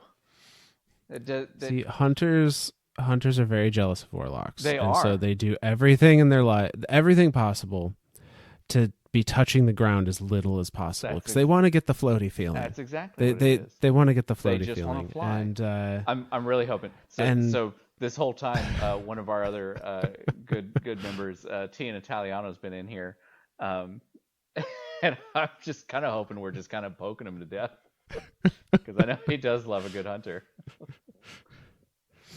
Yeah, well. But that's okay. We know he's a secret warlock. Yeah. I mean, clearly. I mean, everyone's just a warlock. It just takes them time to realize it. Right. You're either a warlock or you just don't know it yet. Or you haven't gotten those there are yet. The only two. Yep. Absolutely. The war has begun. Shit. Lines have been drawn. Absolutely. But yeah, so I don't know where we tangent off of this from, but is there any way to tangent back in, or are we just hard segue back? Hard left turn. Like when they do the scene changes in movies, and the screen just swipes left, and it's like we're there now. Yep. That's what's happening. We're not even doing a fade out. We're just there. Yep. So they are saying that Oryx. I say it different every time because I'm trying not to say Oryx and sometimes failing. But yeah, so they're saying he was weak. He tried to seek peace instead of conquering, and that lost us these battles in this war. We've had to go into hiding again now in one of the moons. Like literally bore into one of these moons, and we want you to spread your forces across the other moons that are uninhabited. And that's the worms. The worm god saying essentially. That's the worm god saying that they had to bore into the moons, right? That's not like the hive. Yes. As a whole. No, that's the worm gods. Okay. They're saying once more we find ourselves burrowing into a world's core to survive. Because I was curious if that was talking about the hive, just because. I mean, the hive are very much burrowers. Like it. I mean, when you go to the moon, like the moon is all 90% of the moon for the hive is inside the moon. You know, like there's very little surface presence. Yeah, maybe a little bit of both. Maybe it's both. Yeah, that would make sense. Maybe it's like the royal we. Like, I don't know. Yeah. The other thing that I find interesting here, that I think lends a little credence to this is an Elixni colony, is some of the names, actually. So the Ammonite fleet under Chroma Admiral Rafrit have been pressed back to the sixth moon. Have pressed us back to the sixth moon. So Chroma Admiral is spelt very similarly to Chroma Rush, the gun, which is from Season of the Splicer. And Rafrit, although we have not heard that exact name before, is spelt with two I's, very similar to a lot of other Elixni names. Literally Reese, Reese Walker, Reese just Reborn, like Reese. Yeah, absolutely. I think that just lends this is an Elixni colony then. That double I and the Chroma thing, this is an Elixni colony. Full stop. Yeah, so I think that just lends some credence to that theory. But they're saying, like, Xivu Arath, we cannot defeat them in one-on-one combat right now. We need to breed our army back to strength, disperse across the moons, and literally create more forces. Yep. It's that old, like, it's that old command and conquer adage, right? Like, well, 3 tanks didn't do it, so let me just sit here and mine everything and make like 30,000 tanks. And like so many tanks that it's literally like tanks are getting stuck behind tanks because they can't move fast enough and destroy stuff fast enough to get it surrounded. That to me is very much that mindset there of overwhelming force in sheer numbers. Yeah. Yeah. Say if one didn't do it, let's try 100. There you go. And the Hive have the ability to do it. So that Rapidly, leads us to the next verse. Yeah, so they actually talk a little bit about that in the next one here. So this is verse 2:6, which is a very important verse because it is titled The Sword Logic. At last, we knew curiosity would draw you back, Oryx. In their desperation, the Ammonite have begun using paracausal weapons. What are these? How do they work? Wouldn't you like to know? Suffice to say that some powers in this universe are superordinate to mere material physics. The source of these weapons is the Traveler, the sky's bait star. Their effect is subtle but devastating. But you are armed to respond in kind. Savathun's mothers have listened carefully to our teachings. We will not give you the deep, King Oryx. That power is for us, your gods. But we will teach you to call upon that force with signs and rituals. Small minds might call it magic. You are no longer bound by causal closure. Your will defeats law. Kill 100 of your children with a long blade, Oryx, and observe the change in the blade. Observe how the universe shrinks from you in terror. Your existence begins to define itself. Of course, High Oryx, we know it was not curiosity alone that brought you back to the war. You felt your own death growing inside you. You must obey your nature. You must feed your worm. So this is the first interpretation. This is, I think, the first kind of descriptor of what becomes the fundamentals of the sword logic. Now, this is something that I've questioned for a long time. And I think we've talked about it before. Is sword logic inherently darkness created, or is sword logic inherently worm god created, or is sword logic inherently hive created? Well, the worm gods are giving the foundation of this logic to Oryx right now. So we know for sure it at least starts with the worms. I would suspect that due to the worms being servants of the deep and the dark. Because that was going to be my next question. Are who's pulling the worm strings? So the worms are definitely servants of the darkness, the entity. Okay. And that is proven later in the Books of Sorrow. Gotcha.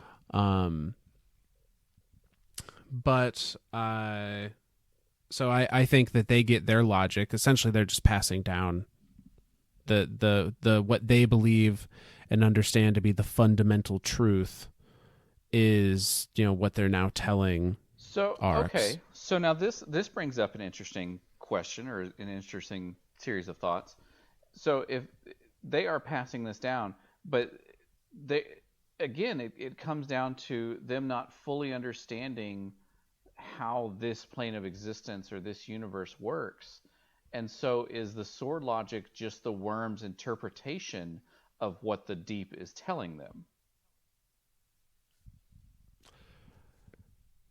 Yeah, that's a good question. I mean, we've never seen a discussion directly between the worms and the dark, the entity. You know what I'm saying? Like this is like a giant game of telephone. So yeah. Like, oh hey, it started off as the word, elephant was the word, and the word was good.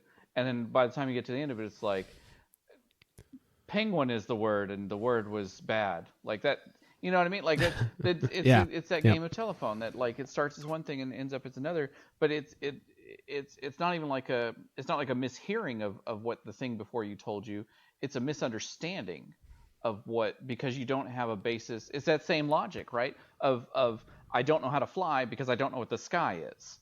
It's not that I don't know what flying is. I just don't know what the sky is. I don't have a word for sky, so I inherently don't know what flying is. So to play devil's advocate here, I think that's a really interesting idea, and I do like that. another route that this could be looked at. I'm just is trying to come up as cool a theory as you come up with. That's all it is. the worms are presenting a way to turn this reality into the one that they know, Okay. or as close as they can get to the one that they know. I do like that. I do like that idea too, because so they like, to me, they're trying to escape their reality to have dominion over this one. But if they don't, I don't think that's the case. You don't think so? I don't think they're so, and that's something like they're not looking to rule over anything.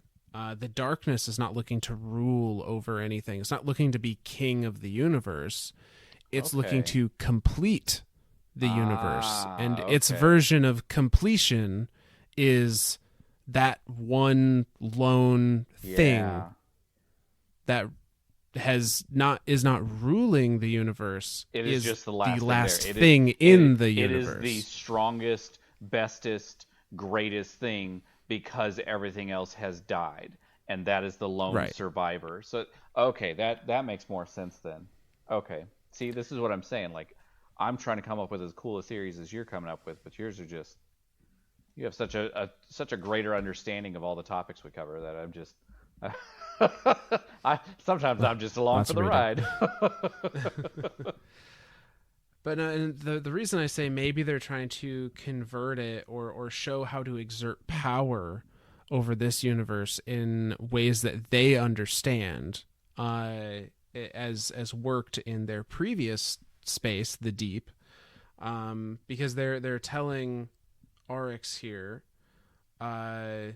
your will defeats law. You are no longer bound by causal closure. Kill 100 of your children with a blade and observe a change in the blade. Observe how the universe shrinks from you in terror. So they are telling Oryx that when you do something with intention, your intention is literally changing the universe. It's almost like, honestly, it's paracausal. Absolutely. That's 100%. So they're telling Oryx, whereas Guardians, if we draw a comparison, Guardians use paracausal powers to throw grenades and throw supers and all that fun stuff. We manifest paracausal power as like a physical thing, and then we do something with that thing. The worms seem to be describing to Oryx that your will is paracausal.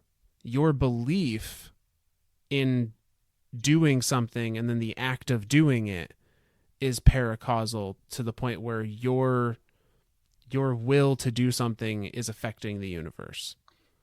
Is it almost like a I think therefore it exists? I think that is what it is. What they're getting at. Like it's so when we think when that idea is presented, that's like self-awareness, right? Like that's the idea of I think therefore I am.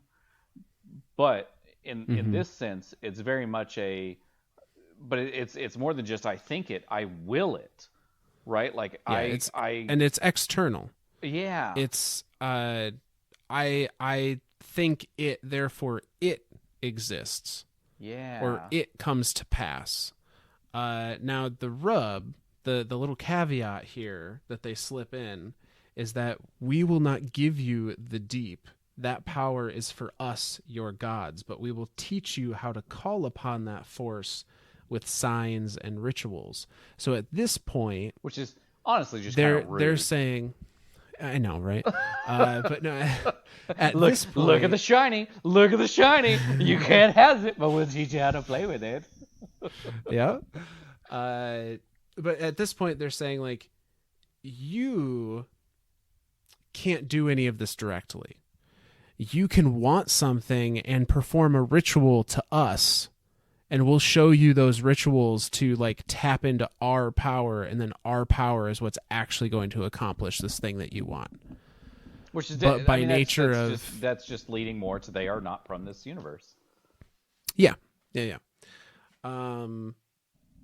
Which is interesting too, because that means that because they are not of this universe, the physics of this universe are not.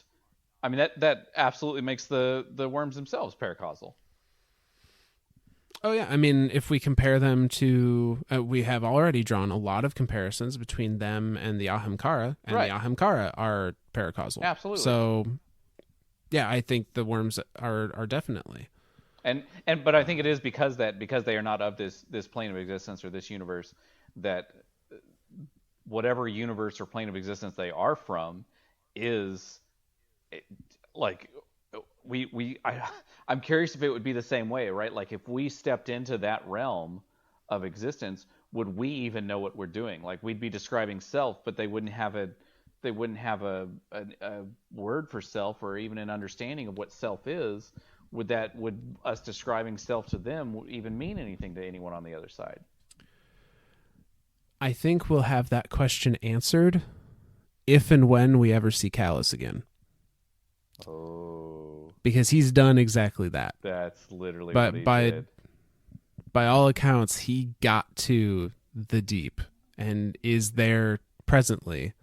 So if we ever see him again and it's in some form that we can actually communicate with and, get information out of, we may discover what it's like over there. Or at least I think that's some extra info. All right, you. All right. So anyway, so Aurash, they're telling him, we have this ability, we have this power, and we're not going to just directly give it to you, but we're going to show you how to tap into it. Which now everyone's going to look at it and go, oh, that's magic. Which now we already have a saying for that. Like if something can't be explained by science, then it is inherently magic. So that's what I think. Same kind of deal. Yeah, absolutely. Yep. And this is essentially, they have given us the very fundamental. This is what every Hive ritual we have ever walked in on is doing. Yeah. It is using one of these taught rituals to tap into one of the worm god's paracausal powers to do something. So, that being a known, anytime we see one of these rituals where they are opening a portal to an ascendant plane or opening or summoning in more acolytes or more knights or something like that, they're not being conjured out of thin air. They are coming from somewhere else because they've been taught this, essentially what is a teleportation spell. Mm-hmm. Or whatever it is they're trying to accomplish. It's less if they are performing a spell and they are causing it to happen, and more like it's like phone a friend. Right, like they're they've just dialed the worm's number and been like, hey, I need 3 acolytes, 40 thralls, 10 cursed thralls, and let's call it 2 ogres. Why not? Please.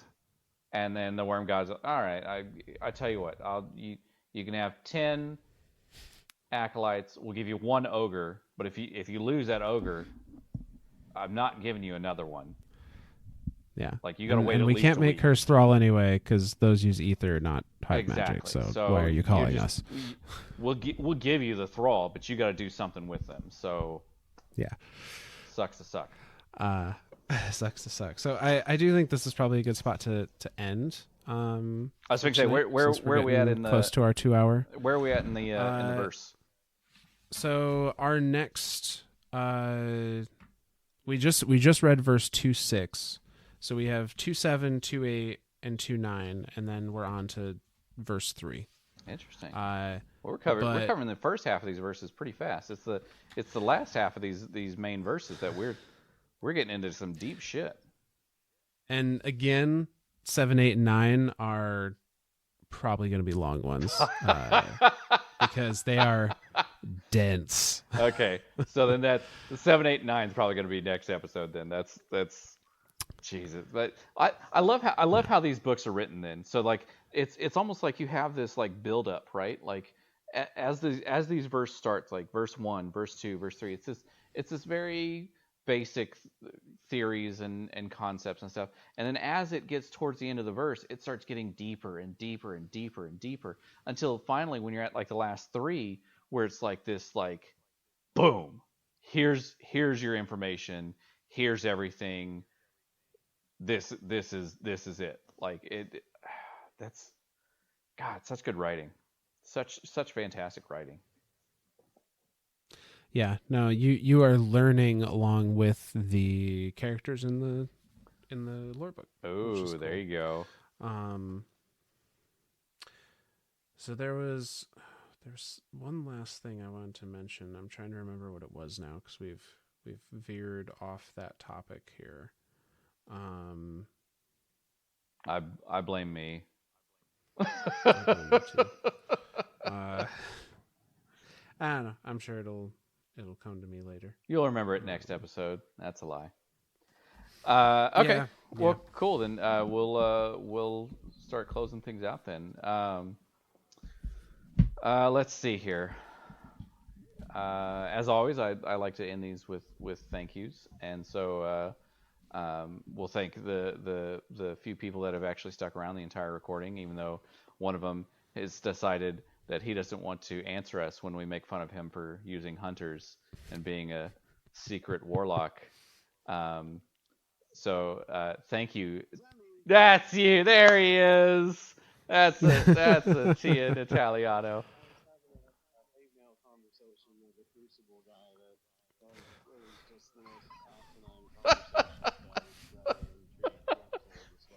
Of course. Yeah. As the usual, Tuesday night goes for for you. Mm-hmm. So thank you for sticking around for the whole episode.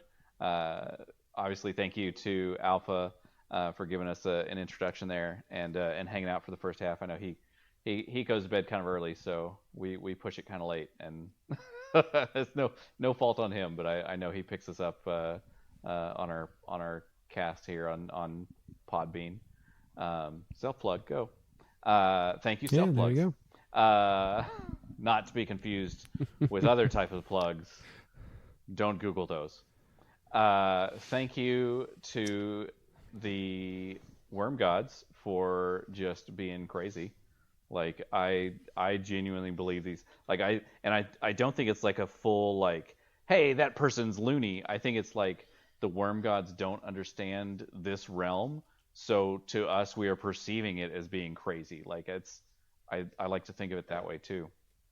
Thank you to the Osmium Court sisters for continuing the legacy of the Krill and now the Hive.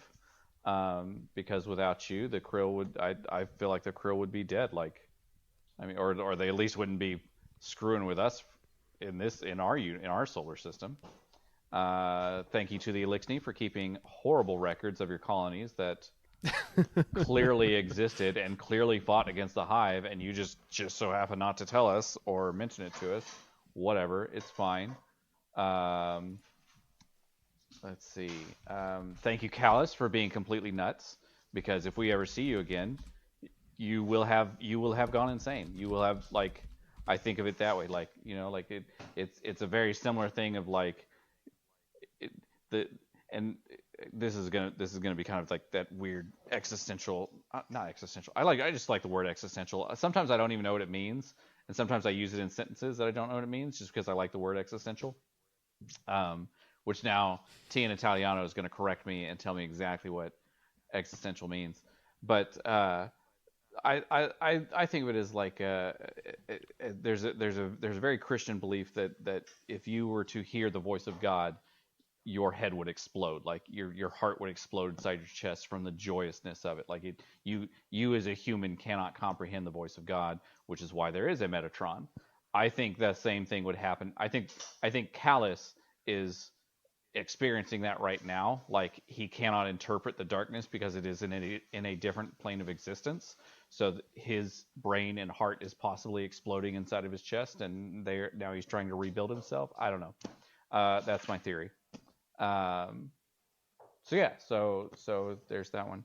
And as always, thank you, Myth, for coming up with all the cool theories as we read through these stories and putting all the pieces together and truly having. I truly believe that you have a much larger understanding of the bigger picture here than of what I do, of me just kind of poking and prodding and saying, oh well, I know this much and I know this much, and well, I suppose that could be right, and I don't know about that because I've never heard of that before, but we'll go with it, and then to go into those deeper concepts of having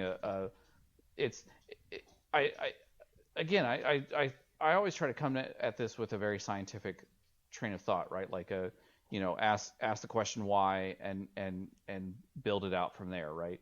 And try to interpret these things in what would be a more modern understanding of it, which is weird to say because obviously the books are written by real people that exist today, and so like it's not like these are ancient books, right? Like these aren't from like Roman times or something that we're trying to decipher or whatever. But it's fun to try to quantify some of this stuff and to try to make it in a more what would you call that, palatable sense of wording, like digestible. There you go. Yeah. See, like I said, I've heard words before and I use them in sentences, and then I don't really know what the words mean, so then I try to context clues my way into it. No. That's what they taught me in second grade, so that's what I'm going to use now. Look at the context of the sentence. Look at the context of the sentence. God dang it. Thank you, second grade, for being a bunch of pretentious asses and just not giving me a dictionary to go look up words. So yeah, like I said, I love the approach that we have here on this podcast. It's such a fun thing to try to dive down all these little rabbit holes and try to come to a better understanding of the universe that we're playing in, and then to apply that into the universe, right? Like to go to these places, to go to the moon and go, oh, this is what's happening here with the Hive, and then to turn around and go to somewhere on Earth or EDZ and go, oh, this is why the Elixni are this way, or this is what's happening over here and on Europa. Trying to have that better understanding of what is actually happening in the Destiny universe as we're playing it, and that's always my love. So it adds a lot more meaning behind the things that we're doing in game versus just like, oh, we're gonna go shoot some bugs in the head. Yep. There is now inherent reason behind, maybe not necessarily why your guardian is there, but why these races are doing what they're doing and why it is important on the grander scale. And like that, I just find more enjoyment in the game because of that. Absolutely. So. Well, with that, Myth, you got anything? Yes, actually, I do have something. So this episode should be up on Podbean tomorrow, which will be Wednesday, December 1st. And alongside this episode should be every other episode that we have made, at least since our Sheer Ido discussion. Boom! Early Christmas present to you, our viewers. Early Christmas present. So that is going to be a lot of content that's going to become available very, very quickly, or all at once. So keep an eye out for that. If you happen to be somebody that has been interested in one of our previous episodes but missed it when it was up, they are all going to be available for at least the next calendar year. So yeah, check them out. Boom! Early Christmas present to you, our viewers. Take that. And also, it seems like some of our early episodes that were done through PSN and hosted on our main producer's YouTube, Eclipse, his videos and stuff. Myth, you just got a recent package in that we may be re-recording some of these earlier episodes. Yeah. So I really even if these earlier episodes hadn't been, they exist, but not in a form that I can very easily convert. And honestly, not in a form that sounds all that great. Stripping audio from stripping audio from a YouTube video of a PSN chat with gameplay running that usually had there's more gain on the gameplay happening. There's a number of times we're talking about like really terrible like wars and tragedies. There's Drifter in the background with like transmat firing, and it just not. Or we're talking about it and it's just some dude dancing in the tower, or like doing the floss dance. Like, no, that's not. Why are you floss dancing? There are people dying out there. Damn it. Those still exist in that YouTube forum, and they will for as long as Eclipse deems fit to host them. But I do think that we are probably going to want to redo episodes regarding the Mara Senna. Absolutely. Plus, because some of those episodes, Myth had also no some audio, of them and then had no audio. I had no audio. So yeah. So they're in desperate need of some extra TLC. Yes. And what I'm thinking we should do in regards to those is after the end of the current season's story, so after we see the actual conclusion between Mara and Savathun, leading into Witch Queen, is when we crack open the Mara Senna, and then we can tell all of Mara's story from beginning to current the end as we know it. Yep. Yeah. I like that idea. If we're done with the Books of Sorrows by then. If we're done with the Books of Sorrow by then, who knows? I mean, we got 3 months, so. Well, with that then, yeah, I think we'll call this episode good. So from all of us lore nerds to all of you Guardians out there, we'll see you next week.